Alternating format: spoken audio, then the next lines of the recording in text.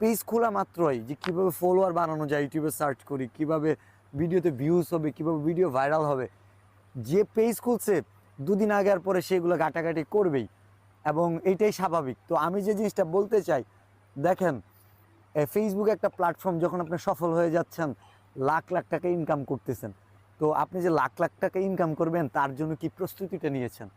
একটা বিজনেস থেকে যদি 50,000 টাকাও মান্থলি ইনকাম করতে হয় বা করতে চান, অনেক বড় বিগ বাজেটের ব্যাপার। আর আপনার মনে হয় যে হাতে থাকা ফোনটা দিয়ে ভিডিও বানাবেন আর পেজ গ্রো হয়ে যাবে, ব্যাপারটা এমন না। ফেসবুকে যখন আপনি ভিডিও বানাচ্ছেন, আপনি একজন কন্টেন্ট ক্রিয়েটর হবেন বা হচ্ছেন, আপনি একজন সাপ্লায়ার। ফেসবুককে আপনাকে যে টাকাটা দিবে কিসের জন্য দিবে? আপনার ভিডিওর জন্য। তা আপনার ভিডিওটা হচ্ছে প্রোডাক্ট, প্রোডাক্টের কোয়ালিটিটা ভালো হতে হবে। কোয়ালিটি ভালো হওয়ার জন্য বলেন, আপনার কি ভালো কোনো ক্যামেরা আছে অথবা ফোন আছে? এখন ফোনের কথায় আসি। ফোনে